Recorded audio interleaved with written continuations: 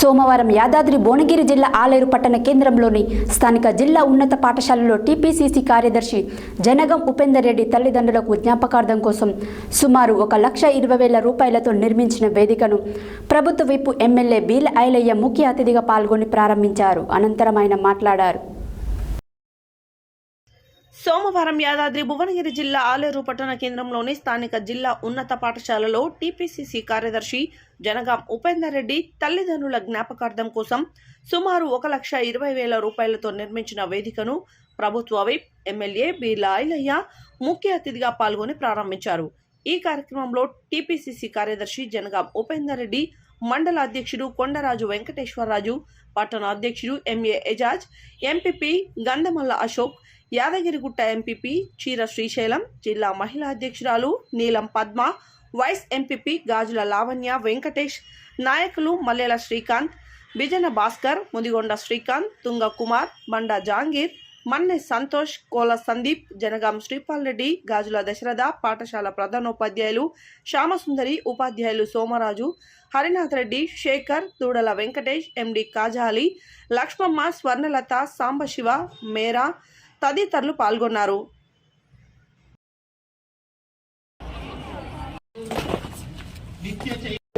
అందరికీ స్వాగతం తెలియజేస్తున్నాం. మా పాఠశాలకి మరి ఎమ్మెల్యే గారు ప్రభుత్వం సార్ బయటకు వెళ్ళండి సార్, కూడా అవతలకి వెళ్ళండి.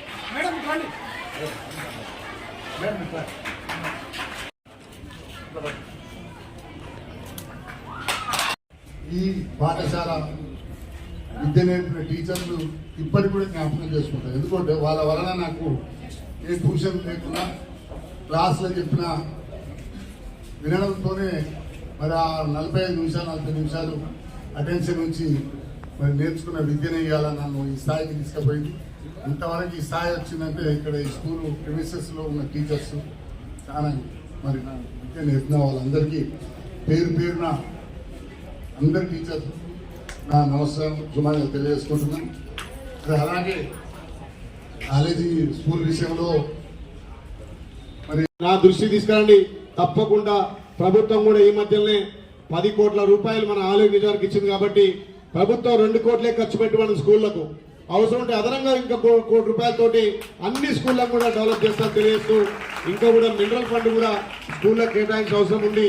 ఏమైనా రూమ్స్ కానీ లాట్రిన్ బాత్రూమ్ విషయంలో కూడా ఎక్కువ మౌలిక సదుపాయాలు చేద్దాం. కాబట్టి నేను చిన్నప్పటి నుంచి మధ్యతరగతి పేద కుటుంబం నుంచి గవర్నమెంట్ స్కూల్లో చదువుకొని వచ్చిన కాబట్టి నాకు చెప్పినటువంటి మా గురువులకు ప్రాధాన్యం తెలియజేస్తూ ఇంకా 10 మందికి విద్యాబుద్ధులు చెప్పడంలో కల్పించి ఇప్పుడు కూడా మెగా డిఎస్ఏసి మళ్ళీ కూడా ఏదైతే షార్టేజ్ ఉన్నటువంటి ఉపాధ్యాయులను కూడా భర్తీ చేయడానికి ప్రభుత్వం చాలా కృషి చేస్తుంది.